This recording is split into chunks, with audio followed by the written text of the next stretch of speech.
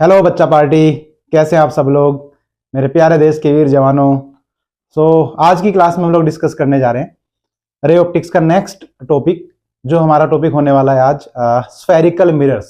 Spherical mirror बोलते हैं या फिर हम बोलते हैं इसको कर्व्ड मिरर, क्योंकि हमने रिफ्लेक्शन के बेसिक्स, ठीक है, laws of reflection and next plane mirrors previous lecture में हम लोग डिस्कस कर चुके हैं। तो आज का जो पार्ट है ये स्पेशली होने वाला है स्फेरिकल मिरर्स के लिए, ठीक है। तो स्टार्ट करते हैं, ठीक है। स्फेरिकल मिरर्स, स्फेरिकल मिरर्स, ठीक है। दूसरा नाम है इसका कर्व्ड मिरर भी बोलते हैं। कर्व्ड क्यों बोलते हैं? क्योंकि इनकी जो शेप होगी, प्लेन मिरर स्ट्रेट था, कर्व्ड शेप में होंगे कर्व्ड मिरर। सब लोग जानते हैं कर्व्ड सरफेस का मतलब क्या होता है। अब बात आती है स्फेरिकल मिरर क्यों बोलते हैं इनको, स्फेरिकल मिरर नाम क्यों दिया गया? स्फेरिकल मिरर नाम इसलिए दिया गया क्योंकि एक स्फीयर का ही पार्ट है। हम बोल सकते हैं कि स्फेरिकल मिरर क्या है, अगर मैं इसकी डेफिनेशन लिखूं, it is a part of hollow sphere, part of hollow sphere having one reflecting surface, having one reflecting surface and other surface is opaque or non reflecting। तो इस टाइप से हम डिफाइन कर सकते हैं किसको, स्फेरिकल मिरर को। जो मैंने बताया एक होलोस्फीयर का पार्ट है जिसकी एक सरफेस कैसी होगी, रिफ्लेक्टिंग होगी, और दूसरी सरफेस कैसी होगी, पॉलिश्ड होगी। अब रिफ्लेक्टिंग सरफेस और पॉलिश्ड या नॉन रिफ्लेक्टिंग सरफेस हम प्लेन मिरर में डिस्कस कर चुके हैं बहुत अच्छे से। अगर मैं इसको रियलिटी में आपको एग्जांपल बताऊं तो कोई मान लो हमारे पास क्रिकेट बॉल है जो होलो है, होलो जैसे प्लास्टिक की कुछ होलो बॉल्स आती है हमारे पास। ये मान के चलो कि क्रिकेट बॉल ग्लास की बनी हुई है। तो उस होलो ग्लास की बनी हुई क्रिकेट बॉल को अगर मैं कट करूंगा तो अब जो मेरे पास स्फीयर आएंगे, ठीक है ना, वो स्फेरिकल मिरर्स की कैटेगरी में आएंगे। फॉर एग्जाम्पल अभी मैं बोल के बताता हूं कि अगर हमने जो ग्लास की मेरे पास स्फेरिकल बॉल है, मैंने उसको ऊपर से पेंट किया, मतलब बाहर से पेंट कर दिया, कट करूंगा तो बाहर वाली साइड हो जाएगी उसकी नॉन रिफ्लेक्टिंग, अंदर वाली साइड होगी रिफ्लेक्टिंग। हमें कनकेव मिरर्स मिलेंगे। कैसे मिरर मिलेंगे? कनकेव। कब? जब मैं क्रिकेट बॉल को बाहर से पेंट करने के बाद उसको कट करता हूं तो अंदर से वो नॉन पेंट वाली साइड होगी रिफ्लेक्टिंग साइड, बाहर वाली हो गई नॉन रिफ्लेक्टिंग साइड, तो कनकेव मिरर मिलेगा।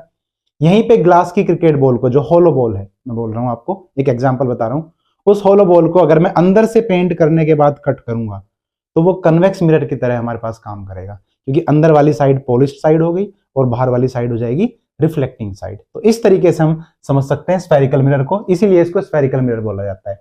अब जैसे कि टाइप्स मैंने आपको बोल के बता ही दिए, जो टाइप्स हैं डिवाइड कर लेते हैं थोड़ा ताकि हम अच्छे से डिस्कस कर पाए। टाइप्स में जो हमारे पास सबसे पहले आएगा स्फेरिकल मिरर में, वो आएगा बच्चा पार्टी, फर्स्ट केस जो आएगा कनकेव स्फेरिकल मिरर। कनकेव या सीधे सीधे कनकेव मिरर लिखते हैं शॉर्ट में। सबसे पहले हमारे पास आएगा कनकेव मिरर, और जो सेकंड टाइप है इसकी सेकंड टाइप हमारे पास आएगी कन्वेक्स मिरर, ठीक है। आप लोगों ने नाम भी सुना होगा, 10th क्लास में पढ़ के आए हैं सब लोग रिफ्लेक्शन वाला पार्ट। तो एक होगा कनकेव मिरर, दूसरा होगा हमारे पास कैसा मिरर भाई, कन्वेक्स मिरर। अब कनकेव कैसे, किस तरह से हम इसकी शेप ड्रॉ करेंगे?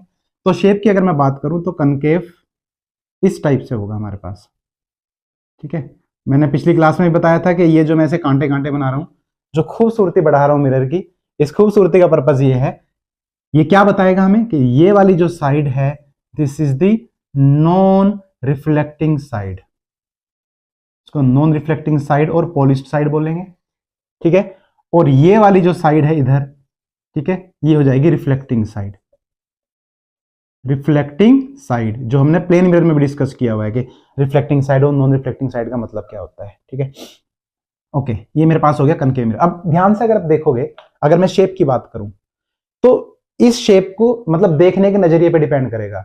इसको मैं कनकेव भी बोल सकता हूं शेप को, और कन्वेक्स भी बोल सकता हूं। अब बात आती है सर कनकेव और कन्वेक्स कैसे? अगर मैं इसको लेफ्ट साइड से देखूंगा, ठीक है ना, अगर मैं इसको इधर से देखता हूं तो ये कनकेव साइड है, मैं इधर से देखूंगा तो कन्वेक्स साइड है। अब बात ये आती है कि हमने देखना कैसे है, कैसे चेक करना है, क्योंकि मैं बोल रहा हूं कि देखने के नजरिए पे डिपेंड करेगा कि मिरर कौन सा है। हमें यह पता होना चाहिए कि किस साइड से हमने मिरर को ऑब्जर्व करना है, कि वो कनकेव मिरर है कन्वेक्स है। तो मैं इसको आसान भाषा में तुम्हें बताता हूं, क्योंकि बचपन में जब मैं छोटा था तो मुझे भी कंफ्यूजन आती थी तो मैंने कुछ अपने लिए ही आसान शॉर्ट ट्रिक बनाई हुई थी, उसी तरीके से मैं आपको भी बताता हूँ, है ना। जैसे मैंने बोला कि ये लेफ्ट साइड से देखोगे तो कनकेव, इधर से देखोगे तो कन्वेक्स। तो मैंने सिर्फ कनकेव को याद करा, है ना। कनकेव को याद करने का तरीका क्या है कि मैंने पढ़ा कि केव, केव का मतलब हिंदी में क्या होता है, केव मतलब गुफा, है ना, कोई होल टाइप का, केव मैंने बोल दिया। तो इस टाइप से अगर सरफेस बैंड है, इस टाइप से आर्क आया अंदर की साइड, तो मैंने सिर्फ इसको याद रखा कि ये कनकेव होगा और दूसरा इसका उल्टा होगा। मैं बच्चों को हमेशा बोलता हूँ कि फिजिक्स में कभी भी या किसी और सब्जेक्ट में भी दो एक जैसी सी चीजें आए, सिमिलर टाइप की चीजें आए, तो उनमें से एक को याद करो, दूसरे को समझो कि उसका उल्टा होगा, क्योंकि दोनों रटोगे तो कंफ्यूजन हो सकती है। तो मैंने सिर्फ केव वाली साइड को याद रखा कि ये अगर केव है तो कनकेव हुआ, ऑब्वियस सी बात है अगर ये साइड कनकेव है तो इधर वाली साइड जो होगी बाहर वाली वो कन्वेक्स हो जाएगी, ठीक है। तो इसीलिए अगर तुम मेरे कंसेप्ट से मैच करोगे, जो मैं तरीका बता रहा हूँ, ये केव साइड होगी कनकेव और अपोजिट साइड होगी कन्वेक्स। बात ये आपकी कि देखना किधर से है ना। तो इसको मैं आसान तरीके से डिफाइन कर सकता हूं, जो आसान तरीके से इसको डिफाइन किया जाता है कनकेव मिरर को। तो हमने देखना it is concave, concave towards reflecting side, concave towards reflecting side. इसका मतलब ये हुआ कि मेरे पास जो मिरर होगा, एक मैंने एक एक्सिस ड्रॉ कर दिया, आने वाले टाइम में बताऊंगा कि इसको प्रिंसिपल एक्सिस बोलते हैं। अभी मैंने एक डॉटेड लाइन से ड्रॉ कर दिया जो उसको दो पार्ट में डिवाइड कर रहे हैं मिरर को। तो मैंने क्या बताया कि मिरर को हमने सिर्फ रिफ्लेक्टिंग साइड से देखना है, रिफ्लेक्टिंग साइड से ऑब्जर्व करना। इधर से देखोगे तो कन्वेक्स हो गया, इधर से हो गया तो कनकेव हो गया। कैसे बताएंगे कौन सा मिरर है, तो हमेशा कहां से देखना है, from the reflecting side. Shape देखो, क्योंकि मैंने इस टाइप से बनाया, कल को हो सकता है एग्जाम में इस टाइप से आ जाए रिवर्स होके, तो रट नहीं सकते। अब इधर से कन्वेक्स हो गया, इधर से कनकेव हो गया। मैं वही चीज बोल रहा हूं कि देखना किधर से है, हमेशा हमने देखना है रिफ्लेक्टिंग साइड जहां पे होगी, मतलब ये जो कांटे कांटे लगे इसके अपोजिट साइड, पेंटेड या ओपेक सरफेस के अपोजिट साइड से हमने देखना है, रिफ्लेक्टिंग साइड से देखना है। तो concave towards the reflecting side. अब यहां पर कन्वेक्स की बात करते हैं कि कन्वेक्स मिरर का मतलब क्या हुआ सर। कन्वेक्स की जो शेप होगी वो, ठीक है विजिबल है यहां तक, इस टाइप से होगी, ठीक है ना। तो कोशिश करेंगे कि अच्छा सा डायग्राम बने। बाकी मेरी ड्राइंग के बारे में सब लोग जानते हैं कितनी खूबसूरत है, थोड़ा समझे बातों को। ये हो गया मेरे पास कन्वेक्स मिरर। अब बात आई कन्वेक्स कैसे सर ये, क्योंकि इसमें ये साइड हो गई नॉन रिफ्लेक्टिंग साइड, बार बार बोल रहा हूं वैसे, ये साइड हो गई मेरे पास रिफ्लेक्टिंग साइड। और मैंने आप लोगों को बोल के भी बताया कि रिफ्लेक्टिंग साइड से ही हमने देखना है, ठीक है। तो रिफ्लेक्टिंग साइड से अगर हम देखेंगे तो कैसा है ये, कन्वेक्स मिरर है। So it is convex, it is convex, convex towards reflecting side. हमने रिफ्लेक्टिंग साइड से देखना है, अगर कनकेव होगा तो कनकेव मिरर की कैटेगरी में आ जाएगा, और अगर कन्वेक्स होगा तो कनकेव कन्वेक्स को मैंने अच्छे से तुम्हें बता ही दिया किस तरीके से हम आइडेंटिफाई करेंगे, कन्वेक्स टुवर्ड्स रिफ्लेक्टिंग साइड। अब बात ये आती है कि इस टाइप के मिरर पे जब रेज हिट करेंगी, तो रेज हिट करने के बाद ये जो मिरर है किस तरीके से रे के नेचर को चेंज करेगा, उसके पाथ को चेंज करेगा, किस तरीके से उसका बिहेवियर चेंज होगा, वो अगर मैं दूसरे डायग्राम में बताऊं तो पहले मैं लिखा देता हूं ये पॉइंट। कनकेव मिरर क्या करता है, कनकेव मिरर क्या करता है, it converse the parallel beam of light. क्या करेगा, it converse the parallel beam of light. मैंने आपको बताया कि लाइट रे का मतलब क्या होता है, बीम का मतलब क्या होता है, तो ये कन्वर्ज करता है जो कनकेव मिरर है। कैसे कन्वर्ज करेगा, ध्यान से देखेंगे। एक मैंने और डायग्राम बना दिया, ये मेरे पास कनकेव मिरर है, ठीक है। वो इस साइड से अभी मैंने बिना पढ़ाए ही डायरेक्टली ड्रॉ कर रहा हूं, थोड़ा मैनेज करें, प्रिंसिपल एक्सिस ड्रॉ कर दिया ऐसे। अब मान लो दो रेज मेरे पास आई ऐसे पैरेलल, एक ने ऐसे हिट किया, दूसरी रे ने इस टाइप से हिट किया। अब ये कन्वर्ज होंगी, ठीक है, मतलब हिट करने के बाद रिफ्लेक्ट होके ये ऐसे जाएंगी, और इस पॉइंट को बोलते हैं फोकस, फोकस से पास करेंगी। अभी घबराने की जरूरत नहीं है कि सर ने फोकस एक्सप्लेन नहीं किया, ये सारी चीजें मैं थोड़ी देर में बताने वाला हूं। अभी डायग्राम बनाने का पर्पज मेरा सिर्फ और सिर्फ ये है ताकि आप समझ पाएं कि ये लाइट रेज की बीम को किस तरीके से कन्वर्ट करता है, उसको डाइवर्ज करेगा या कन्वर्ज करेगा। तो यहां पे इसने क्या किया, मैंने लिखा it converge the parallel beam of light, converge करता है। कन्वर्ज करने का मतलब मैंने बताया था, जब एरिया कम होते चला जाए उसको कन्वर्जिंग बोलते हैं, एरिया बढ़ते चला जाए तो उसको डाइवर्जिंग बोलते हैं, ठीक है। अब बात आती है कन्वेक्स मिरर की। कन्वेक्स मिरर में लिख दूंगा मैं it diverge the parallel beam of light, parallel beam of light, ठीक है बच्चा पार्टी। ये क्या काम करता है, पैरेलल बीम ऑफ लाइट को डाइवर्ज करेगा। डाइवर्ज करने का मतलब इसका भी डायग्राम बना लेते हैं, क्योंकि हम जितना ज्यादा रे डायग्राम प्रैक्टिस करेंगे उतना ज्यादा हमें चैप्टर का फील आएगा, है ना। डेरिवेशन वाला पार्ट है इवन, या न्यूमेरिकल भी है, वो हम अच्छे से कर पाएंगे उस चीज को। तो ये मैंने प्रिंसिपल एक्सिस ड्रॉ कर दिया। पैरेलल बीम ऑफ को मैंने थ्रो किया, यहाँ पे एक लाइट ये गई, एक लाइट ये गई, 2 रेज ली मैंने ऐसे। अब ये क्या करेंगे, अब वही, अब देखो मैंने यहाँ पे तरीका नहीं बताया, अभी मैंने डायरेक्ट, मेरा फोकस है कन्वर्जिंग और डाइवर्जिंग पे, वरना क्या होगा, यहाँ पे हम नॉर्मल ड्रॉ करेंगे, नॉर्मल के साथ ऊपर वाला जितना एंगल होगा उतना ही नीचे वाला एंगल होगा, ठीक है, उस हिसाब से ड्रॉ करना है। इसमें अपनी मर्जी नहीं चलती कि हम रे ऐसे गई फिर कभी इधर को भेज दो या इधर को भेज दो, रूल हमने ओबे कराना है। रूल ओबे कराने का मतलब लाइट ने जहां पे हिट किया, इंसिडेंट लाइट ने, वहां पे हम नॉर्मल ड्रॉ करेंगे और नॉर्मल के साथ ये दोनों रेस का एंगल बराबर होना चाहिए। ये मैं आगे डिटेल में बताऊंगा जब हम डेरिवेशन करेंगे स्फेरिकल मिरर्स के, ठीक है। इधर आए तो ये क्या करेगा भाई साहब, इसको ऐसे डाइवर्स करेगा। मान लो ये लाइट इस तरीके से चली गई, ये लाइट इस तरीके से चली गई, सॉरी डाइवर्स करेगा, इट डाइवर्स द लाइट। अब डाइवर्स कैसे कर रहा है, पहचानो उस चीज को। मैंने आप लोगों को बताया डाइवर्स करने का मतलब जब रे जो मतलब जो एरिया है वो इंक्रीज करते जाए, ऐसे डाइवर्स किया। अब यहाँ पे एक इंटरेस्टिंग चीज देखने को मिलेगी हमें, जो हमने देखा था प्लेन मिरर के अंदर, है ना। यहाँ पे rays after reflection appears to meet at a point, actual में मीट नहीं कर रही है, appear टू मीट, इसको फोकस बोल देंगे। यहाँ पे ये वाला फोकस था, ठीक है, इधर ये फोकस हुआ, इधर ये फोकस हुआ, तो इसीलिए बोला जाता है कि यहाँ पे जो फोकस है ये एक रियल पॉइंट है। रियल पॉइंट कौन, focus, focus is a real point. Focus एक रियल पॉइंट होता है कनकेव मिरर के केस में, क्योंकि एक्चुअल में रेज ने यहाँ पे मीट किया प्रिंसिपल एक्सिस के साथ। और वही चीज बोली जाती है कन्वेक्स मिरर के केस में अलग तरीके से।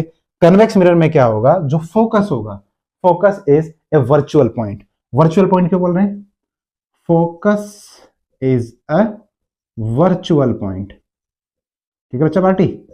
फोकस एक वर्चुअल पॉइंट है। वर्चुअल क्यों बोल रहे हैं, क्योंकि एक्चुअल में रेज ने मीट नहीं किया, here rays appear to meet at a point, तो इसलिए इसको वर्चुअल पॉइंट माना जाता है, ठीक है। सो इस तरीके से हमने जो बेसिक चीजें हैं स्फेरिकल मिरर्स की वो डिफाइन की है। अब जो नेक्स्ट पार्ट है वो कुछ बेसिक टर्म्स हैं, है ना। जो नेक्स्ट पार्ट है कुछ बेसिक टर्म्स हैं related to the spherical mirrors. जैसे आप लोग देखोगे मैंने पहले ही लिख के रखा हुआ है ताकि हमारा टाइम वेस्ट ना हो, क्योंकि डिजिटल बोर्ड तो है नहीं, बटन दबाया आ गया, है ना। मैं थोड़ा मैनुअली ही चलाऊं अभी। मेरा मानना है कि चाहे डिजिटल बोर्ड हो, व्हाइट बोर्ड हो, ब्लैक बोर्ड हो, बोर्ड मैटर नहीं करेगा। मेन चीज है कि आपको बातें समझ में आनी चाहिए, ठीक है। सो मैंने पहले से लिख के रखा है, पहले मैं डिफाइन कर देता हूँ, फिर डायग्राम की हेल्प से इसको बताऊंगा। तो जैसे मैंने पहली चीज लिखी सेंटर ऑफ कर्वेचर, ठीक है। ये सारे के सारे जो टर्म्स हैं ये मिरर से रिलेटेड है, ये मिरर के लिए हैं सारे के सारे, ठीक है। तो पहला है centre of curvature. Centre of curvature का मतलब, अब जो स्फेरिकल पार्ट से मैंने मिरर को कट किया है उस स्फीयर का जो सेंटर होगा उसको हम बोलेंगे सेंटर ऑफ कर्वेचर, या मैंने लिखा centre of the sphere of which the mirror is a part, ठीक है, उस स्फीयर का सेंटर। नेक्स्ट रेडियस, बहुत आसान है, radius of curvature. Radius of curvature means radius of the sphere. जिस स्फीयर से मैंने स्फेरिकल मिरर को कट किया है उसकी एक्चुअल में जो रेडियस थी उसको हम बोलते हैं radius of curvature. So radius of curvature of the mirror, radius of the mirror of which the mirror is a part, ये हो गया हमारे सामने रेडियस ऑफ कर्वेचर। नेक्स्ट आती है पोल। पोल बोलते हैं, वर्टेक्स बोलते हैं, है ना। थोड़ा पेशेंस रखना भी है ना, कि मास्टर बस बताते जा रहा है, डायग्राम में तो कुछ बताया नहीं है। मैं भी नीचे डायग्राम ड्रॉ करके सारे के सारे पॉइंट दोबारा से एक्सप्लेन करूंगा। अभी तो मैं जस्ट मैं बोल के बता रहा हूं आप लोगों को कि पोल का मतलब हुआ ये मिरर का मिड पॉइंट होगा, it is the mid point of the spherical mirror. Next important जो टर्म हमारे पास आता है वो आएगा प्रिंसिपल एक्सिस। प्रिंसिपल एक्सिस का मतलब क्या होगा बच्चा पार्टी, प्रिंसिपल एक्सिस का मतलब है straight line joining the pole and centre of curvature. Centre of curvature और पोल को जो स्ट्रेट लाइन ज्वाइन करेगी उसको हम बोलेंगे क्या, principal axis. Next important part, ठीक है, इसके ऊपर मैं स्टार मार्क कर रहा हूं अलग से, प्रिंसिपल फोकस। फोकस मैंने बता तो दिया कि आपको किस तरीके से, थोड़ी देर पहले डायग्राम बनाया है वहां पे फोकस मैंने बताया भी था तुम्हें ड्रॉ करके, दोबारा से फिर वही चीज आ रही है तो और अच्छे से क्लियर हो जाएगी। बहुत इंपॉर्टेंट पार्ट होता है ये, मिरर हो चाहे हमारे सामने लेंस हो, फोकस वाला पार्ट।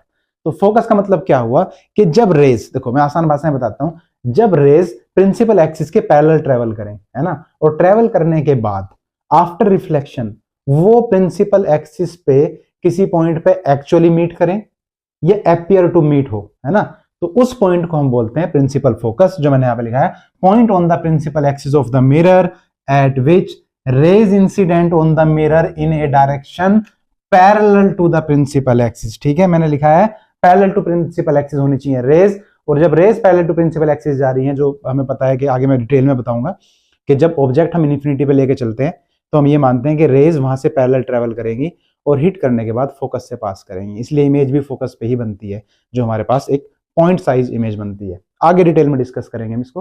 तो parallel to principal axis actually meet at a point, या तो मीट करेगी actually meet at a point, और appear to meet after reflection, reflection के बाद अपियर टू मीट हो। तो एक छोटे से डायग्राम से जो स्पेस अवेलेबल है यहाँ पे हम ड्रॉ करते हैं, बताता हूँ सारी बातें। तो मैंने पहले कनकेव मिरर, ठीक है विजिबल है, कनकेव मिरर मैंने यहाँ पे ड्रॉ किया, कनकेव मिरर ड्रॉ किया। तो पोल का मतलब ये हुआ जो ये मिड पॉइंट हुआ पी, ये जो पॉइंट हुआ mid point of the mirror जो हुआ ये हो गया मेरे पास पोल, पोल मेरे पास पहले आ गया।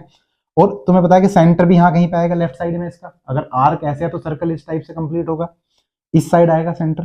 तो मैं पहले से ही प्रिंसिपल एक्सिस को अगर ड्रॉ कर दूं इस टाइप से, तो वैसी बात है सेंटर ऑफ कर्वेचर इसका फॉर एग्जांपल यहाँ कहीं पे आ गया ऐसे। तो कौन कौन सी डेफिनेशन मैंने पहले रैंडम चलेंगी डेफिनेशन ना, सीक्वेंस में नहीं है। पहले तो पोल आ गया, पोल का मतलब it is the mid point of the mirror, जो मिरर होगा उसका मिड पॉइंट मार्क कर दो ज्योमेट्री के हिसाब से, वो पोल हो गया। सेंटर ऑफ कर्वेचर मतलब अगर आप देखोगे तो एक ऐसे स्फीयर बनेगा, मैं फोटो को गंदा नहीं कर रहा हूँ, बस करके बता रहा हूँ, ऐसे लिख है ना, ड्रॉ करें इस टाइप से, ऐसे स्फीयर बनेगा, इसका आर्क ऐसे कंप्लीट होगा।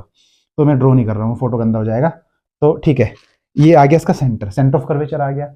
फिर मैंने लिखा है कि प्रिंसिपल एक्सिस का मतलब क्या है, straight line joining the pole and centre of curvature, centre of curvature और पोल को स्ट्रेट लाइन से मीट कराओ, ये मेरे पास हो जाएगा बच्चा party principal, this is our principal axis, ये जो हमारे पास ऐसे लाइन गई है। ठीक है, हमारे पास रेडियस ऑफ कर्वेचर हमने डिफाइन कर दिया। हाँ, रेडियस ऑफ कर्वेचर क्या हो जाएगी, रेडियस ऑफ द स्फीयर, ये सेंटर तक की जो डिस्टेंस है ये हमारे पास रेडियस ऑफ कर्वेचर हो जाएगी। ठीक है, रेडियस ऑफ कर्वेचर हो गया, पोल हो गया है, प्रिंसिपल एक्सिस हो गया है, सेंटर ऑफ कर्वेचर हो गया, लास्ट बचा फोकस।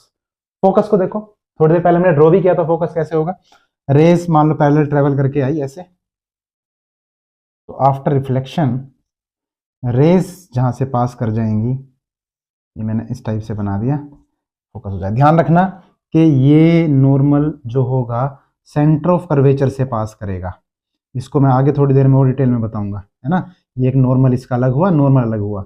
जैसे कि मैंने बताया कि रे डायग्राम ऐसे नहीं कि अपनी मर्जी से रेस कैसे भी भेजो, रिफ्लेक्शन के बाद कहीं पे भी चली जाएगी, हमने रूल को ओबे कराना है। जहां पे इंसिडेंट रे ने हिट किया नॉर्मल ड्रॉ करेंगे, जितना एंगल इंसिडेंट रे बनाएगी नॉर्मल के साथ उतना ही एंगल रिफ्लेक्टेड रे बनाएगी, उस टाइप से हमने कंप्लीट करना है।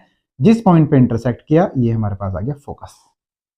और आप लोग हमेशा ध्यान रखना, देखो ये बात हम भी हमें पता है सभी को कि अगर किसी सर्कल में मैं कोई लाइन सेंटर से पास करा के सर्कमफेरेंस पे ड्रॉ करता हूं तो वो हमेशा 90 डिग्री के एंगल पे हिट करेगी। तो यहाँ पे जो नॉर्मल है, नॉर्मल ऑब्वियसली बात है सेंटर ऑफ कर्वेचर से पास करेगी, है ना, सेंटर ऑफ कर्वेचर से ही पास कर जाएगी क्योंकि रेडियस वाला पार्ट हुआ, और ये 90 डिग्री पे हिट करेगी। ये सेंटर ऑफ कर्वेचर हुआ, फोकस हुआ, एक्चुअल मीट कर रही, और ये मैंने बताया था थोड़ी देर पहले लिखा था, फिर से लिख रहा हूँ, ये एक्चुअल पॉइंट रियल पॉइंट है, रियल पॉइंट नीचे दिखाई दे रहा नहीं, चलो मैंने लिख दिया वैसे पीछे, मैं बोल के बता रहा हूँ अभी कि ये जो फोकस होता है यहाँ पे ये रियल पॉइंट होता है in case of A concave mirror. Convex में देख लेते हैं, कन्वेक्स में क्या होगा, मेरे पास कन्वेक्स मिरर आया, यहाँ पे कन्वेक्स मिरर का ये मिड पॉइंट हो गया पोल, ठीक है, और मैंने ऐसे स्ट्रेट लाइन ड्रॉ कर दी क्योंकि सेंटर यहाँ कहीं पे आएगा। देखना इसमें राइट साइड में आया सेंटर ऑफ कर्वेचर, क्यों आया, क्योंकि मैं सर्कल के हिसाब से चल रहा हूँ, इसका सर्कल ऐसे कंप्लीट होगा स्फीयर, चलो यहाँ करके भी बता दिया मैंने, इस टाइप से स्फीयर कंप्लीट है तो सेंटर राइट साइड को आएगा, सॉरी आगे हो गया ज्योमेट्री के हिसाब से, ये यहाँ कहीं पे आएगा। चलो ये मिटा देता हूँ। अब पोल फोकस ये सारी चीजें मैंने बता दी। प्रिंसिपल एक्सिस, फोकस यहाँ पे कैसे आएगा, ये हो गया प्रिंसिपल एक्सिस, पी ए लिख दिया मैंने शॉर्ट में, रेज ऐसे गई, और हमें पता है कि अगर हमारे पास कन्वेक्स मिरर है तो रेज आफ्टर रिफ्लेक्शन डाइवर्ज करेंगी।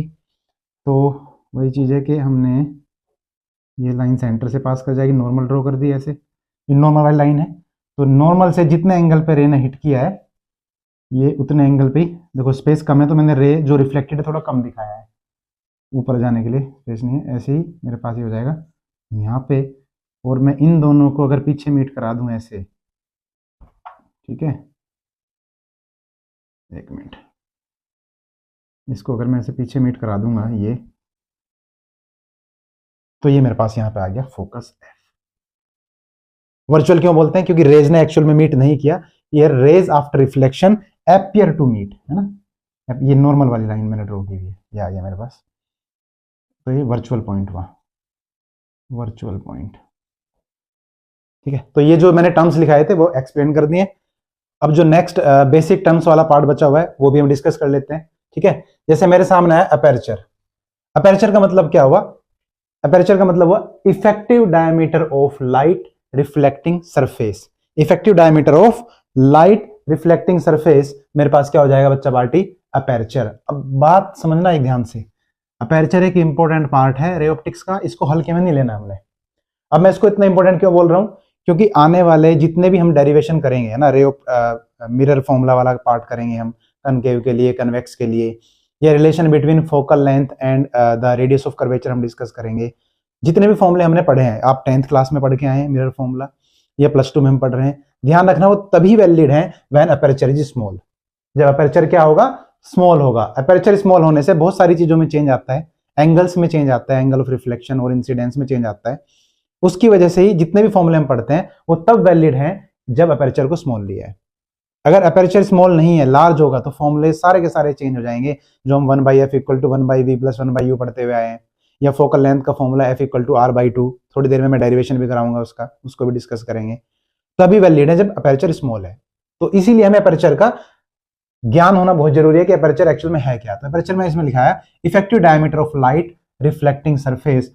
तो मैंने डायग्राम के लिए स्पेस छोड़ा हुआ था इधर। ठीक है, ये एक मान लो मैं कनकेव के लिए बता रहा हूं, सिमिलरली कन्वेक्स के लिए भी हो जाएगा ये। तो ये जो मैंने थोड़ा समझाने के लिए बड़ा करके बताया इस चीज को, मिरर को, ये जो डायमीटर है मेरे पास इस साइड से, effective diameter of light reflecting surface, ये मान लो मेरे पास m1 हो गया और ये मेरे पास हो गया m2। और हमें पता है कि इस टाइप से प्रिंसिपल एक्सिस होता है हमारा, है ना, जो पोल से पास करेगा, ये पोल हुआ, this is the principal axis. ये तो effective diameter of light reflecting surface, that is, मैं बात कर रहा हूं m1 m2 की।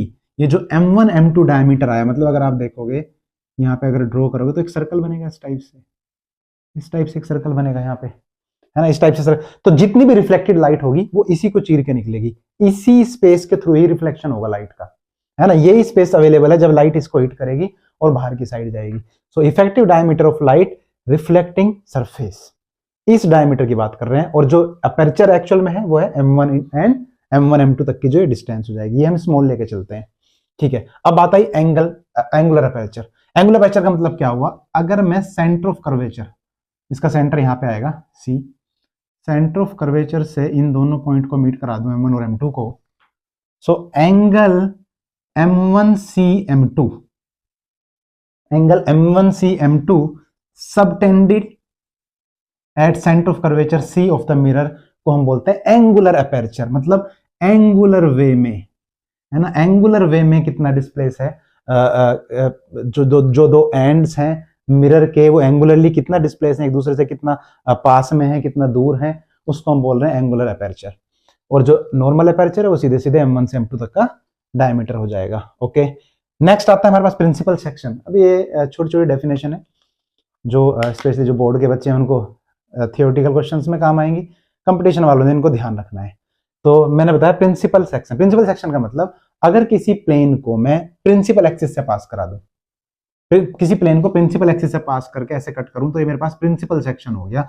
जो मैंने लिखा है, a section of spherical mirror cut by a plane, plane का मतलब एक 2D बॉडी, है ना, cut by a plane passing through the pole and centre of curvature. तो सेंटर ऑफ कर्वेचर और पोल से जो प्लेन पास करेगा, ऑब्वियस सी बात है कि अगर कोई प्लेन प्रिंसिपल एक्सिस के अलोंग अलाइन करके इसको कट करेगा, उसको हम प्रिंसिपल सेक्शन बोलेंगे।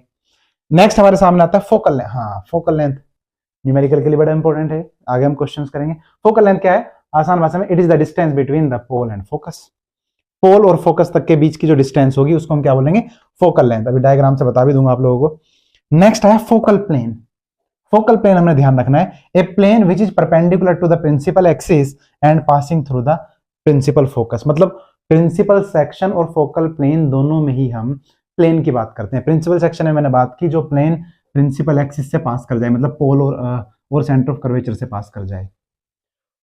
फोकल प्लेन का मतलब वो प्लेन जो फोकस से पास करे। जैसे मैं ठीक है, यहाँ पे दिखाई देगा, कनकेव मिरर का डायग्राम बना रहा हूँ।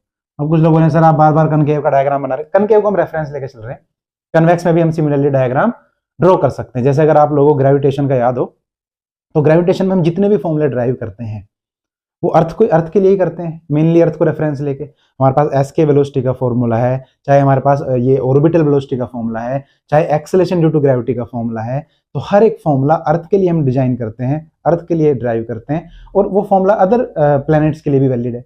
हमने मास को वहां पे मास ऑफ प्लैनेट से चेंज कर देना है, अर्थ की रेडियस को रेडियस ऑफ प्लैनेट से चेंज कर देना, भाई इतना चेंज होता है। वैसे यहाँ पे कि मैं कनकेव ही मेनली ड्रॉ कर रहा हूँ, इसी से हम बातें समझ रहे हैं। तो ये हो गया मेरे पास प्रिंसिपल एक्सिस, पोल से पास करके गया। अब हमें पता है कि अगर रेज में पैरेलल ट्रेवल कराऊंगा तो हिट करने के बाद ये फोकस से पास करा दी मैंने, ऐसे इस टाइप से फोकस से पास कर गई। अब वो प्लेन, क्या लिखा है मैंने, a plane which is perpendicular, plane principal axis के परपेंडिकुलर होना चाहिए और फोकस से पास करना चाहिए।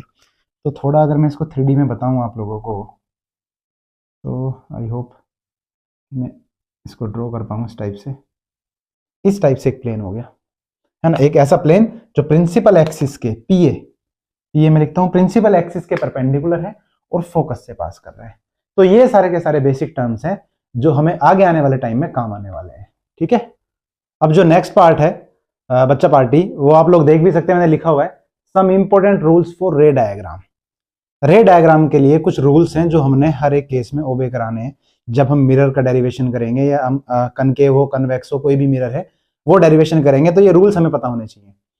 जैसे कि मैं बता भी दूं आप लोगों को कि मैं जब डेरिवेशन कराऊंगा तो मेरी कोशिश ये रहेगी कि मैं आसान भाषा में आसान तरीके से या कुछ शॉर्ट ट्रिक दूं, ताकि हम आसानी से रे डायग्राम भी ड्रॉ कर पाएं। स्पेशली जो बोर्ड वाले बच्चे हैं बेचारे रे डायग्राम में स्ट्रगल करते हैं, फिर डेरिवेशन में स्ट्रगल करते हैं, तो कुछ चीजें जो बिल्कुल फिक्स कर दूंगा कि आपने इस तरीके से प्रोसीड करना है। आप उस बात को अगर दिमाग में रखोगे तो आपको कोई भी डेरिवेशन, चाहे वो कनकेव हो, कन्वेक्स हो, रियल इमेज हो, वर्चुअल इमेज का डेरिवेशन हो, रिलेशन बिटवीन फोकल लेंथ और रेडियस ऑफ कर्वेचर हो, सब बिल्कुल आसान लगेंगे। तो कौन कौन से रूल्स हैं, ये रूल्स आपने रटने पड़ेंगे, मैं पहले बता रहा हूं आपको, है ना, समझना भी है और याद भी रखने हैं, रट के भी रखना है इनको। तो फर्स्ट रूल क्या है, फर्स्ट रूल किस तरीके से आएगा, थ्योरी में लिखाऊंगा नहीं, है ना, मेनली हम फोकस करेंगे डायग्राम वाले पार्ट से समझने का। तो कनकेव मिरर, जैसा कि मैंने थोड़ी देर पहले बताया कि रेफरेंस हम कनकेव को लेकर चल रहे हैं, कनकेव मिरर है। पहला रूल क्या बोलता है कि if rays travels parallel to principal axis, याद रखना मैं शॉर्ट में लिखता हूं प्रिंसिपल एक्सिस को P A, if rays travel principal axis parallel to principal axis, ये मेरे पास इंसिडेंट रे है, incident ray, if incident ray is travelling parallel to principal axis, तो आफ्टर रिफ्लेक्शन क्या करेगी, ये फोकस से पास करेगी। तो यहां पे यहां से मुझे क्या पता चल रहा है, यहां से मैं क्या लिख सकता हूं, एक शॉर्ट पॉइंट, डिटेल में तो थ्योरी लिखने की जरूरत नहीं है, raise after reflection, after reflection passes through focus, रे फोकस से पास कर जाएगी। अगर रे पैरेलल ट्रेवल करके आएगी, चाहे कनकेव मिरर हो तो कनकेव में एक्चुअल में पास करेगी, एंड कन्वेक्स में it appear to pass through focus, ये हो जाएगा। सेकंड रूल इसी का भाई है, इसी का रिवर्स, उल्टा, इसी का रिश्तेदार हम बोल सकते हैं। ये कैसे होगा, मान लो कनकेव मिरर है, इस केस में क्या होगा, ये प्रिंसिपल एक्सिस हुआ हमारे पास, कि रे अगर फोकस से पास करके जाए, सॉरी रे ने फोकस से पास किया, इंसिडेंट रे ने फोकस से पास किया, तो फोकस से पास करने के बाद it becomes parallel to principal axis, है ना। रे आफ्टर, यहां पे लिखूंगा रे आफ्टर रिफ्लेक्शन, जो मेन पॉइंट हमें याद रखना है, ray after reflection becomes parallel to principal axis, PA stand for principal axis के पैरेलल हो गई। हमें पता होना चाहिए ये रिफ्लेक्टेड रे है और ये हमारे पास कौन सी है भाई साहब, इंसिडेंट रे। जैसे यहाँ पे मैंने देखा इंसिडेंट रे, ये हो गया। ये दो रूल याद रखने हैं, क्योंकि जब हम इमेज के डेरिवेशन करेंगे, रियल इमेज है, वर्चुअल इमेज है, वो इन सब की हेल्प से ही आएगी, ये डिमिनिश्ड होगी, एनलार्ज होगी, इरेक्ट होगी या इन्वर्टेड होगी, सब में ये सारे के सारे गेम यूज होने वाले हैं। थर्ड रूल हमारे पास क्या है, थर्ड रूल बिल्कुल आसान है, जो लॉ ऑफ रिफ्लेक्शन पे काम करता है, कुछ नहीं है, लॉ ऑफ रिफ्लेक्शन पे काम करेगा सीधे सीधे। ये पोल है, ठीक है, ये पोल हुआ and this is the principal axis. ये रूल क्या बोलता है कि रे अगर डायरेक्टली पोल को हिट करे, ये मेरे पास इंसिडेंट, अब मैं शॉर्ट में लिख सकता हूं यार, है ना, क्यों बार बार लिखना, इंसिडेंट रे अगर पोल को हिट करेगी, तो जैसा कि आप लोग जानते हैं कि जो प्रिंसिपल एक्सिस है वो सेंटर ऑफ कर्वेचर और पोल से पास कर रहा है, तो ऑब्वियस सी बात है कि पोल का जो एंगल बन रहा है, पोल पे जो प्रिंसिपल एक्सिस एंगल बनाता है वो 90 डिग्री का एंगल बनाता है। बच्चा पार्टी याद रखना, या इसको लिख भी सकते हो, तुम समझ भी सकते हो यहाँ से, ठीक है। जो पोल है, जो प्रिंसिपल एक्सिस है वो पोल को 90 डिग्री पे हिट करेगा। तो जब 90 डिग्री पे हिट करेगा तो ये मान के चलो कि इंसिडेंट के लिए जो पोल है, जो पोल से जो लाइन पास कर रही है, जो प्रिंसिपल एक्सिस है, वो इंसिडेंट रे के लिए नॉर्मल के जैसा बिहेव करेगा। उसका मतलब ये हुआ कि यहाँ पे एंगल ऑफ इंसिडेंस में इस तरीके से मार्क करूंगा, एंगल आई। बात समझ में आ रही है? प्रिंसिपल एक्सिस नॉर्मल का काम कर रहा है, 90 डिग्री का एंगल मैं राइट साइड में दिखा रहा हूँ, लेफ्ट में भी 90 का होगा। थर्ड रूल ये बोलता है कि इंसिडेंट रे जितने एंगल पे हिट करेगी उतने पे ही रिफ्लेक्ट होके वापस जाएगी, this is the reflected ray. तो इसमें क्या है? कुछ भी नहीं है, लॉ ऑफ रिफ्लेक्शन अप्लाई किया। लॉ ऑफ रिफ्लेक्शन क्या है? इंसिडेंट रे नॉर्मल के साथ जितना एंगल बनाएगी उतना ही यहाँ पे आएगा। तो इस एंगल को भी आई बोल दिया मैंने। तो कंफ्यूज मत होना इस चीज से कि सर आपने आई क्यों बोल दिया, दोनों एंगल आई क्यों बोल दिए। मैं यहाँ पे ब्रैकेट में लिख भी देता हूँ, angle I equal to R, I equal to R, ये मेरे पास क्या है? लॉ ऑफ रिफ्लेक्शन है। उसके हिसाब से मैंने आर मार्क ही नहीं किया, क्योंकि आगे जो हम डेरिवेशन करेंगे वहां पे मैं आर को सीधे सीधे आई से रिप्लेस करूंगा। तो यहीं पे मैंने आप लोगों को सिखा दिया। तो मतलब क्या वैसे रहेगा, जितने एंगल पे हिट करेगी पोल को उतने पे रिफ्लेक्ट होके वापस जाएगी। ये मेरे पास हुआ थर्ड रूल। फोर्थ रूल थोड़ा सा मैं डिस्कशन कर भी चुका हूं फोर्थ रूल का, बट फिर से बताता हूं आप लोगों को। फोर्थ रूल में क्या होगा? फोर्थ रूल में हमें, मेरा थोड़ा अलग तरीके बड़ा बनाया यहाँ पे, ठीक है। फोर्थ रूल में क्या होगा बच्चा पार्टी, जैसे मैंने आप लोगों को पहले बताया हुआ है, पहले क्या बताया हुआ है मैंने आप लोगों को, कि मान लो मेरे पास कोई सर्कल है और ये सर्कल का सेंटर है। बात को समझना ध्यान से, सर्कल का सेंटर है, तो अगर कोई भी रे सर्कल के सेंटर से हम पास करा के, सर्कल के सेंटर से पास करा के सर्कमफेरेंस पे ड्रॉ करेंगे तो 90 डिग्री पे हिट करेगी। सेंटर से पास करा के सर्कमफेरेंस पे हिट करेंगे, 90 पे हिट करेगी। बात समझ में आ रही है? किसी भी सर्कल के सेंटर से लाइन को पास करा के अगर मैं सर्कमफेरेंस पे ड्रॉ करूं तो 90 पे हिट करेगी। क्या सर ऐसे भी कर सकते हैं? नहीं, ये 90 नहीं है यहाँ पे, क्योंकि इस लाइन ने सेंटर से पास नहीं किया। तो बोलने का मतलब ये है कि रे ऑप्टिक्स में या मिरर के केस में जब रे सेंटर ऑफ कर्वेचर से पास करके मिरर को हिट करेगी तो 90 डिग्री पे हिट करेगी। अब ये कौन सा केस आ गया? ये केस आ गया हमारे पास नॉर्मल इंसिडेंस। नॉर्मल इंसिडेंस मैंने आपको स्पेशल केस में बताया था जब रिफ्लेक्शन शुरू किया था। नॉर्मल इंसिडेंस का मतलब अगर लाइट रे किसी सरफेस को 90 डिग्री पे हिट करेगी तो हिट करने के बाद वो वापस चली जाएगी, लाइट रे रिट्रेसेस इट्स पाथ। याद आ रही है आप लोगों को ये सारी बातें क्या बता रहा हूं मैं? नॉर्मल इंसिडेंस का मतलब अगर लाइट रे 90 पे सरफेस को हिट करेगी तो 90 पे रिफ्लेक्ट होके वापस चली जाएगी। ज्यादा डिटेल में नहीं जाऊंगा, जिन लोगों को समझ में नहीं आ रहा है फर्स्ट लेक्चर चेक करें मेरा, ठीक है। तो यहां क्या होगा कि लाइट अगर थोड़ा सा कोशिश करते हैं, क्योंकि हमने डायग्राम ऐसे रे बनानी है कि 90 पे हमें फील हो गया 90 पे हिट किया है। ओके,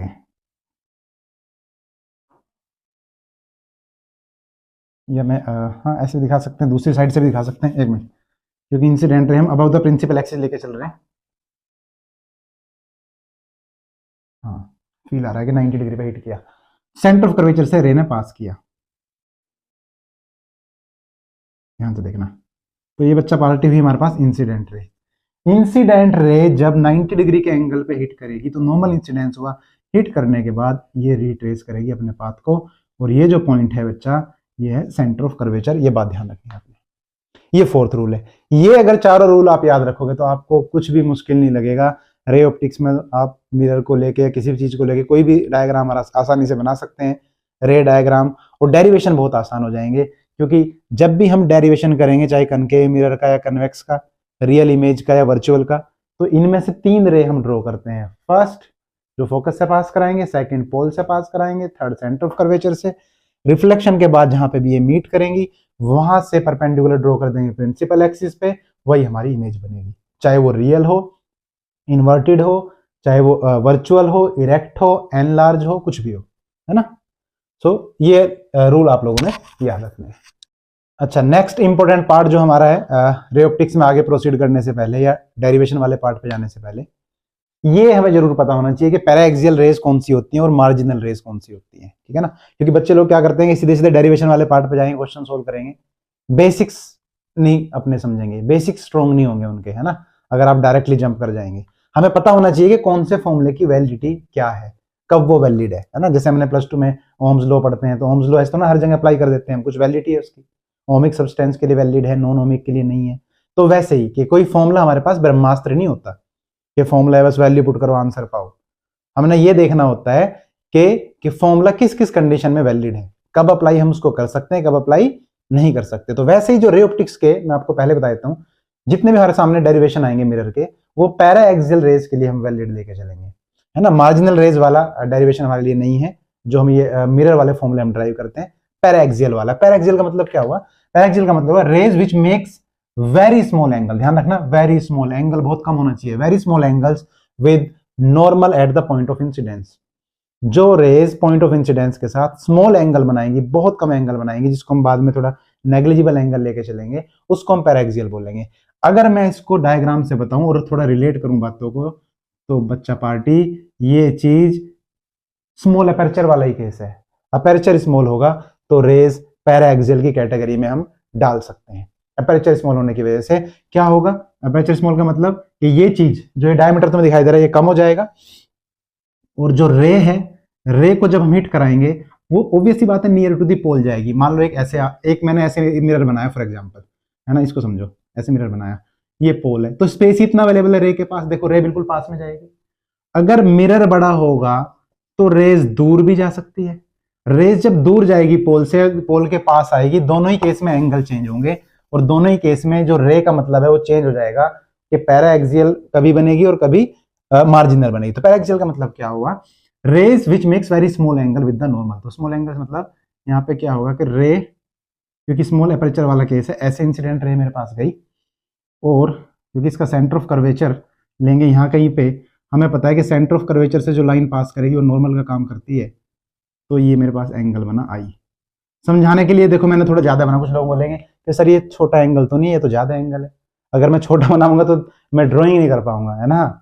समझाने के लिए, जैसे हम लोग प्लस वन में फ्रिक्शन पढ़ते हैं, तो फ्रिक्शन हम बोलते हैं फ्रिक्शन का बेसिक कॉज क्या है, what is the cause of friction, वो है सरफेस रफनेस। तो जब मैं पढ़ाता हूं तो मैं तो रफनेस ऐसे दिखाता हूं, ऐसे एक बॉडी ये है, इसके ऊपर दूसरी बॉडी रखोगे तो दोनों आपस में इंटरलॉक हो जाएंगी, इंटरलॉक हो जाएंगी, बी बॉडी को आगे ले जाना चाहोगे, ए उसको रोकेगा, वही फ्रिक्शन है।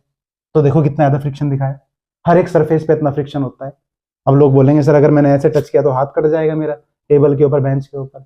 भाई ये समझाने के लिए है ना। माइक्रोस्कोप से देखोगे तब तुम्हें अप्स डाउन दिखाई देंगे, बट एज ए टीचर, क्योंकि हम चाहते हैं बच्चों को फील आए, चीजें पूरी बात समझ में आए उसको, तो इसलिए मैंने यहाँ पे रफनेस ज्यादा दिखाई है। वैसे ही एंगल थोड़ा कम होगा पर देखने में थोड़ा ज्यादा लग रहा है ना, और कम करूंगा तो विजिबल ही नहीं होगा। ये हो गया मेरे पास पैराएक्सियल रे, है ना। अब बात आती है मार्जिनल रेज क्या है, दूसरा डायग्राम इसमें बनाता हूं ताकि दोनों का डिफरेंस समझ पाओ। मार्जिनल रेज का मतलब क्या हुआ, rays which makes very large angle at the normal. Rays अगर नॉर्मल, अब बात आती है नॉर्मल, यहाँ पे क्या हुई सर, ये नॉर्मली तो हुई बच्चा पार्टी, ये जो लाइन जो सेंटर से पास कर रही है, सेंटर ऑफ कर्वेचर से, वो नॉर्मली तो हुई, नॉर्मल के साथ जो एंगल बनाया कम है। यहाँ पे क्या होगा, थोड़ा लेंस ही बड़ा बना के दिखा रहा हूं मैं ऐसे, ये मेरे पास पोल हुआ, है ना, ये हुआ प्रिंसिपल एक्सिस। तो rays which makes very large, sorry which make very large नहीं बोलेंगे, लार्ज बोलेंगे सिर्फ, rays which makes large angle with the normal at the point of incidence, उसको मार्जिनल रेज बोलेंगे। तो रे यहाँ पे, क्योंकि अब हम क्या लेके चल रहे हैं, अपर्चर बड़ा है इसका, यहाँ पे अपर्चर कम था, तो ऑब्वियस सी बात है रे पोल के पास ही रहेंगी, क्योंकि विद इन द मिरर ही जो हमारे पास रेज है वो एग्जिस्ट करेंगी। इससे ऊपर रे को लेके जाओगे तो मिरर से ऊपर निकल जाएगी, क्या इमेज बनेगी, क्या रिफ्लेक्शन होगा।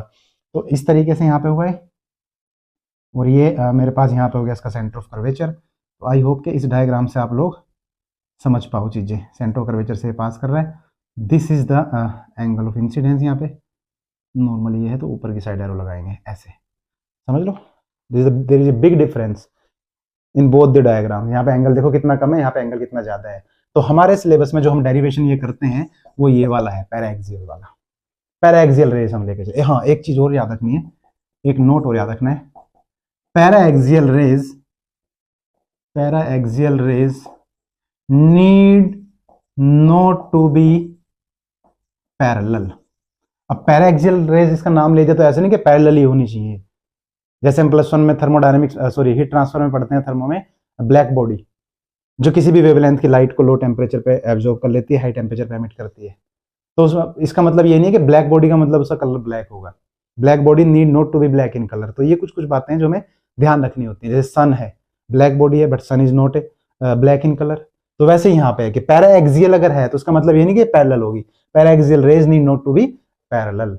यहाँ पे एंगल कम हुआ, यहाँ पे एंगल ज्यादा हुआ। फिर से रिपीट कर रहा हूं, एंगल कम होने का कारण यहाँ पे घूम फिर के अगर आप लोग जाओगे तो बात वही आएगी कि अपर्चर हमने स्मॉल लिया है, अपर्चर स्मॉल लिया तो एंगल्स भी स्मॉल आएंगे। ठीक है, तो आई होप समझ में आएगा सभी को ये बातें। ठीक है, छाप सकते हैं आप लोग इसको। अब जो नेक्स्ट पार्ट है नन्हे मुन्नो, वो हम स्टार्ट करने जा रहे हैं, relation between focal length F and radius of curvature of spherical mirrors. मतलब ये मान के चलो कि यहां से हमारे डेरिवेशंस की स्टार्टिंग हो जाती है। तो जो मैंने लिख कर रखा है यहाँ पे, फर्स्ट हम डेरिवेशन कर रहे हैं फोकल लेंथ और रेडियस ऑफ कर्वेचर का। अजम्पशन जरूर ध्यान रखना है, क्योंकि मैंने आप लोगों को पहले ही बताया है कि हमें फॉर्मूले की वैलिडिटी पता होनी चाहिए कि कौन सा फॉर्मूला फिजिक्स में कहाँ पे वैलिड है। फॉर्मूला कोई ब्रह्मास्त्र के जैसा नहीं है सारे के बस फॉर्मूला है, वैल्यूज फीड करो और आंसर पाओ। हमें यह पता होना चाहिए कि फॉर्मूला कहाँ पे वैलिड है और कहाँ पे वैलिड नहीं है। तो यहाँ पे पहला अजम्पशन क्या है, aperture of mirror is small, aperture कम होना चाहिए। मैंने आपको स्टार्टिंग में बताया था जब अपर्चर के बारे में डिस्कस किया था कि अपर्चर स्मॉल हम लेके चलेंगे इस चैप्टर में। नेक्स्ट एंगल्स, एंगल्स मतलब that is angle of incidence और एंगल ऑफ रिफ्लेक्शन जो होंगे वो स्मॉल लेके चल रहे हैं। एंगल स्मॉल है और अपर्चर भी क्या है, स्मॉल है। क्या आप लोग समझ पा रहे हैं इस बात को कि इनडायरेक्टली बोलना क्या चाह रहा है। अपर्चर कम होगा तो रेज पोल के पास हिट करेंगी, पोल के पास हिट करेंगी तो ऑब्वियस सी बात है पैरा एक्सियल रेज हो जाएंगी, पैरा एक्सियल रेज होंगी तो एंगल भी क्या होंगे, कम होंगे। इसका मतलब यहाँ पे बोल रहा है कि भाई ये पैरा एक्सियल रेज की बात कर रहे हैं यहाँ पे, paraxial rays, paraxial rays, paraxial rays होंगी तो एंगल्स हम क्या लेके चलेंगे, कम लेके चलेंगे। ठीक है, सीधे सीधे डेरिवेशन वाले पार्ट पे जाते हैं, डेरिवेशन स्टार्ट करते हैं। इसका डेरिवेशन करना कैसे है, अब देखो कनकेव का डेरिवेशन मैं बताऊंगा, कन्वेक्स के लिए आप लोगों के लिए होमवर्क होगा। ऐसा नहीं है कि ऑनलाइन क्लास है तो यूट्यूब पे मैं डाल रहा हूँ तो सारी की सारी चीजें मैं ही कराऊंगा, कुछ होमवर्क भी मैं दूंगा। रे डायग्राम में बना के बता दूंगा, करना आप लोगों नहीं है कन्वेक्स वाला, मैं कनकेव के लिए बता रहा हूँ। तो हमने क्या किया है, कनकेव मिरर ड्रॉ किया, जैसा कि मैंने बताया कि समझाने के लिए मिरर को बड़ा बनाऊंगा मैं। ठीक है, अपर्चर कम नहीं लगेगा बट समझाने के लिए हमने ऐसे किया। अब मैंने क्या किया, प्रिंसिपल एक्सिस ड्रॉ कर दिया ऐसे। प्रिंसिपल एक्सिस हमें पता है कहाँ पे हिट करेगा, उसको पोल पे हिट करेगा, पोल से पास करके गया, ये हमारे पास हुआ प्रिंसिपल एक्सिस। मैंने किसी रे को पैरेलल ट्रेवल कराया ऐसे, पैरेलल रेज आई मेरे पास, ये मेरे पास होगी इंसिडेंट रे। हिट करने के बाद हमें पता है कहाँ से पास कर जाएगी बच्चा पार्टी, ये पास करेगी फ्रॉम द फोकस, फोकस से इसने पास किया।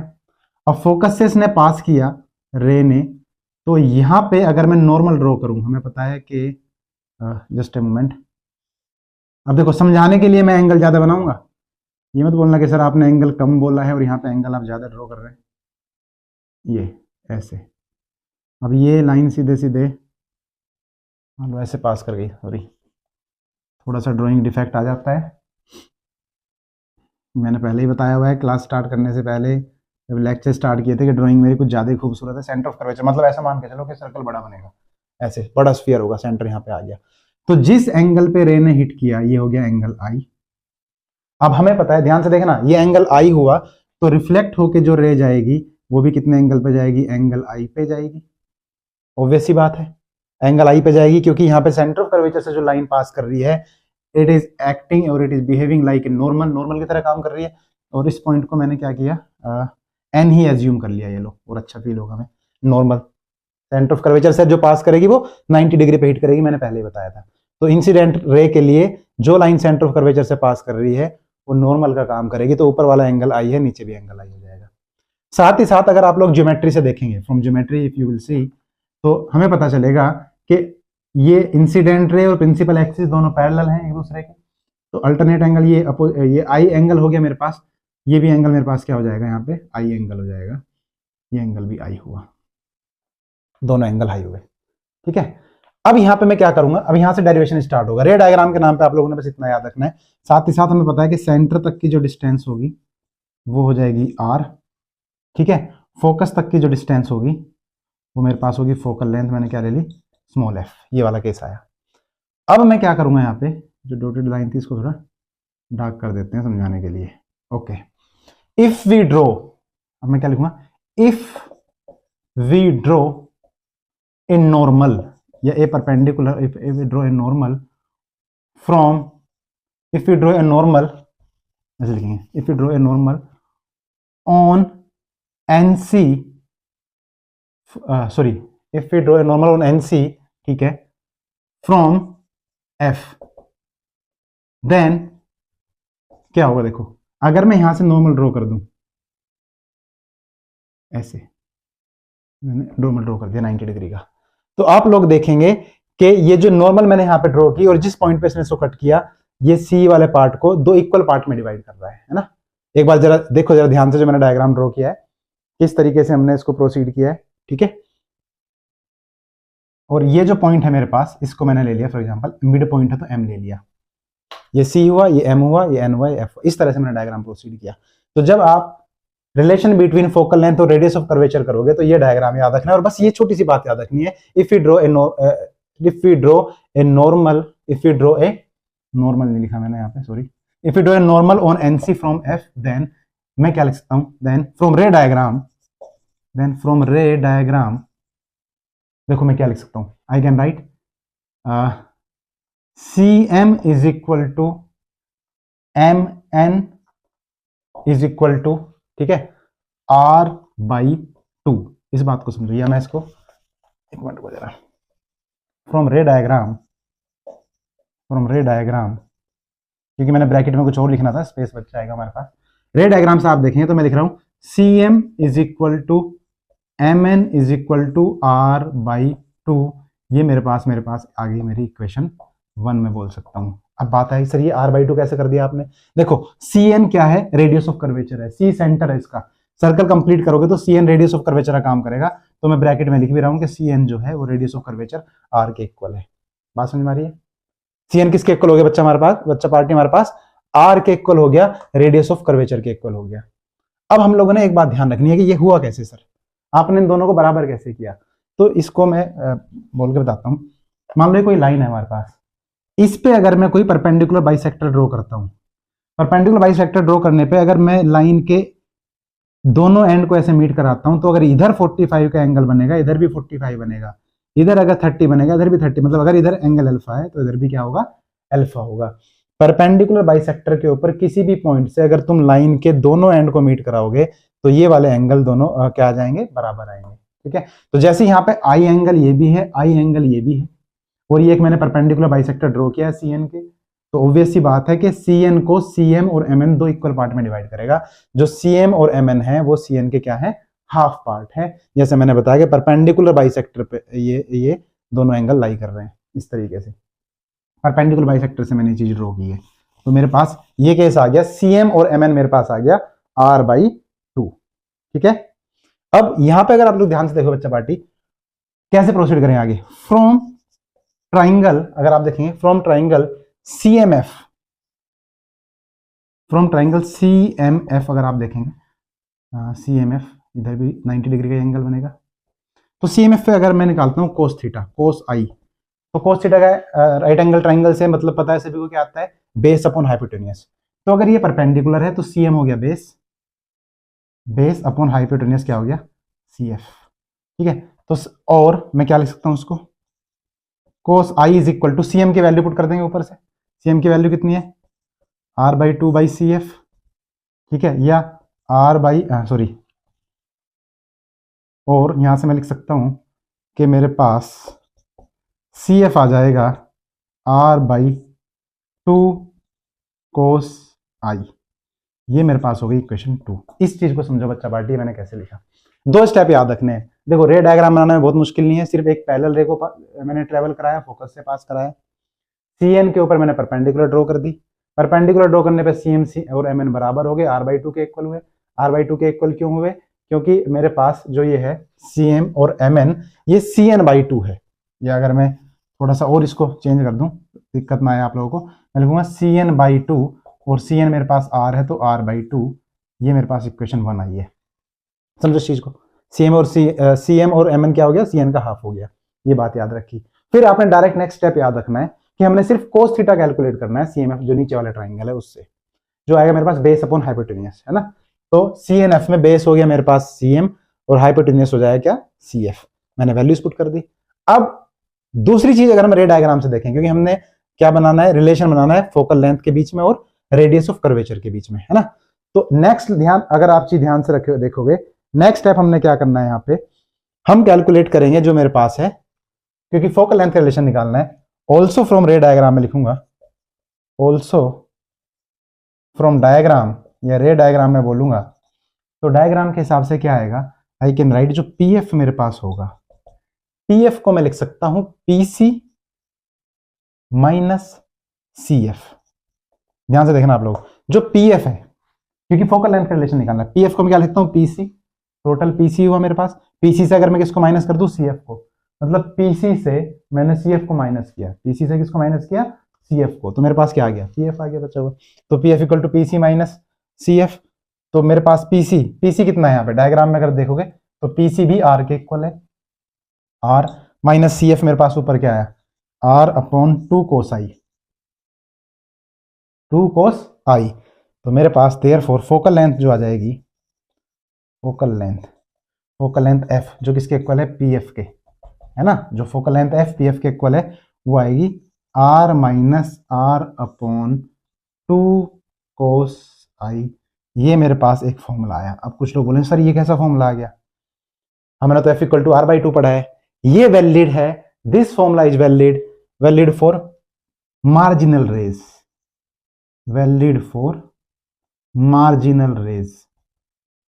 थोड़ा डिटेल में बता रहा हूं आप लोगों को, अगर मार्जिनल रेज होंगी तो ये फॉर्मूला वैलिड है। मार्जिनल रेज का मतलब जो एंगल आई है ये बड़ा एंगल है, एंगल बड़ा होगा तो उसको इग्नोर नहीं कर सकते हम, क्योंकि हम छोटी चीज को इग्नोर कर पाते हैं।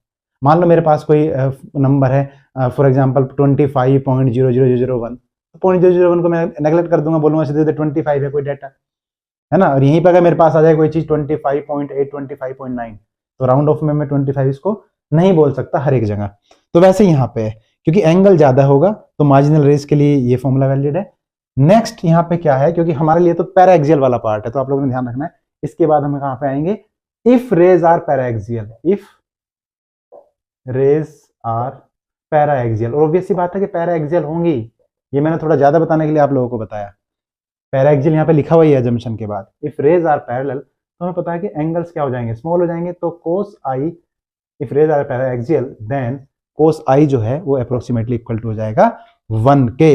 अब जब ये 1 के इक्वल हो जाएगा, देयरफॉर फोकल लेंथ जो पी एफ है मेरे पास वो क्या हो जाएगा, R minus R upon 2 into cos I हो गया 1, तो पी एफ मेरे पास आ गया आर माइनस आर बाई 2, और पी एफ का मतलब क्या होता है, हमने पीछे पढ़ा फोकल लेंथ, पी एफ का मतलब हो गया focal length, R minus R by 2 आ गया R by 2। So this is the relation between focal length and radius of curvature. 10th class से लोग रट के रखे हैं इस चीज को, relation between focal length and radius of curvature, R by 2, R by 2 है ठीक है, लेकिन कब है, व्हेन रेज आर पैराएक्सियल, क्योंकि अगर मार्जिनल रेज होंगी तो are minus R by 2 cos I हो जाएगा, क्योंकि वहां पे एंगल ज्यादा होंगे, थ्योरी में लिखाया है, आई को हम नेग्लेक्ट नहीं कर सकते। सो दिस इज द डेरिवेशन। चिपका सकते हैं आप लोग इसको, छापो फटाफट, ठीक है। फोकल लेंथ और रेडियस ऑफ कर्वेचर का रिलेशन हमने डिस्कस कर लिया है, फॉर्मूला ड्राइव किया कनकेव के लिए। अब बात आती है कन्वेक्स। अब देखो कन्वेक्स में मैं उतनी दया नहीं करूंगा आप लोगों के ऊपर, ये होमवर्क है, ठीक है ना, घर के लिए होमवर्क है ये, मैं सिर्फ और सिर्फ रे डायग्राम बताऊंगा आप लोगों को, है ना, इतनी दया जरूर कर दूंगा कि रे डायग्राम हम बनाएं कन्वेक्स के लिए, ठीक है। बाकी डेरिवेशन आपने करना है, और ध्यान रखना सेम वे प्रोसीड करना है, आपने रेफरेंस ले सकते हो पहले वाले डेरिवेशन का, यहां भी प्रोसीड कर सकते हो। तो देखो ये नॉन रिफ्लेक्टिंग साइड, इधर रिफ्लेक्टिंग साइड, ये मेरे पास हो गया पोल, मेरे पास क्या हो गया बच्चा party, pole for convex mirror. यहां पे भी वही केस करेंगे हम, रे मैंने ली पैरेलल, ये प्रिंसिपल एक्सिस है, this is the incident ray. Ray hit करने के बाद हमें पता है कि सबसे पहले देखो हम क्या करेंगे, एक नॉर्मल ड्रॉ करेंगे यहाँ पे इस टाइप से, और ऑब्वियस सी बात है जो नॉर्मल होगी वो कहां से पास करेगी, सेंटर ऑफ कर्वेचर से। तो जितने एंगल पे यहाँ पे रे ने हिट किया नॉर्मल को, जो आई एंगल पे किया है, उतने ही एंगल पे वो रिफ्लेक्ट करेगी। आप लोगों ने ध्यान रखना कि एंगल ऐसे बनाना कि अगर इधर आई है तो ये वाला एंगल भी हमें आई ही दिखाई दे, ये वाला एंगल आई होगा, ये मेरे पास होगी रिफ्लेक्टेड रे। अब हमें पता है कि यहाँ पे एक्चुअल में रेज मीट नहीं करेगी, it appears to meet at the focus, मेरे पास फोकस आ गया। सेम गेम यहाँ पे भी होगा, देखो ये एंगल अगर आई है पैरेलल है, पैरेलल ये एंगल आई है, तो ऑब्वियस सी बात है ये एंगल भी आई हो जाएगा बाय ज्योमेट्री, समझो इस चीज को। ये एक प्रिंसिपल एक्सिस के पैरेलल हो गई इंसिडेंट रे, ठीक है, इंसिडेंट रे पैरेलल हो गई, और ये वाली लाइन सेम है, तो ये कुछ ऐसे हुआ कि मान लो ये वाला मेरे पास केस है, ये एंगल अगर थीटा है, तो अगर मैं पैरेलल ड्रॉ करते चले जाऊंगा ऐसे, तो हर जगह थीटा थीटा एंगल ही बनेगा पैरेलल केस में, ठीक है ना। वैसे यहाँ पे है कि ऊपर वाली लाइन और नीचे वाली लाइन दोनों अगर पैरेलल हैं और ये एक सिंगल लाइन है ऐसे मेरे पास, ठीक है, ये एंगल अगर ऊपर वाला आई था तो ये नीचे वाला एंगल मेरे पास कितना आएगा, आई ही आएगा। साथ ही साथ अब इसको देखो, फोकस वाली चीज को, ये रिफ्लेक्टेड रे वाली चीज होगी जो फोकस से पास करके गई है, ये सेंटर ऑफ कर्वेचर वाली हुई, तो ये एंगल भी, ऊपर वाला एंगल और नीचे वाला एंगल भी क्या हो जाएंगे, सेम, ये भी एंगल आई आ गया। याद आ रहा है कुछ केस पीछे वाला। इसको हम एन मान लेंगे, एक परपेंडिकुलर ड्रॉ कर देंगे एफ से यहाँ पे, जो एम हो गया, बन गया सेम गेम। सेम वे में प्रोसीड करना है, C M equal to M N equal to R by two, एक इक्वेशन वहां से बनेगी। दूसरा हम ट्राइंगल कंसीडर कर लेंगे, सी एम एफ, यहाँ से कोस आई निकाल लेंगे और प्रोसीड कर देंगे। तो इसको भी हम डेरिवेशन को जब प्रोसीड करेंगे फर्दर, तो हमें सेम फॉर्मूला मिलेगा, F equal to R by two, जो कब वैलिड है, फॉर पैरा एक्सियल रेज। बार बार पैरा एक्सियल लिखने की जरूरत नहीं है, बट मैं अभी क्योंकि F equal to R by two relation को ही बता रहा हूँ, तो इसलिए बार बार लिख रहा हूँ। पैरा एक्सियल के लिए ये हो जाएगा, और अगर मार्जिनल है तो मार्जिनल में फिर से वही F equal to R minus R by two cos I, वो वाला केस हमारे पास हो जाएगा, ठीक है। तो ये पार्ट हमारा फिनिश हो गया अभी, एफ और आर बाई टू वाला। अब नेक्स्ट जो हमारा केस है वो हम रिलेशन मिरर फॉर्मूला हम डिस्कस करेंगे। Convex mirror, concave mirror, concave mirror कैसी इमेज बनाएगा, कन्वेक्स कैसी बनाएगा, आगे रिफ्लेक्टिंग सरफेस आती है, लेंस आती है, बच्चे बड़े कंफ्यूज रहते हैं कि सर हमें नेचर याद रखने में बड़ी दिक्कत आती है, कौन इरेक्ट बनाएगा इमेज, कौन इन्वर्टेड बनाएगा, कब एनलार्ज, कब रियल, कब वर्चुअल। मैं शॉर्ट ट्रिक बताऊंगा, ध्यान रखना। वो एक ऐसी शॉर्ट ट्रिक नहीं, ब्रह्मास्त्र है कि उसको याद करो, वो पूरे रे ऑप्टिक्स में आपको कहीं पे भी याद करने की जरूरत नहीं है, एक बात के अलावा कि कब इमेज रियल, कब वर्चुअल, कब क्या होगा, है ना। एक बस शॉर्ट ट्रिक है जो मैं आप लोगों को अगली क्लास में बताऊंगा, ठीक है। तो आज के लिए इतना ही, मिलते हैं फिर नेक्स्ट लेक्चर में। Thank you.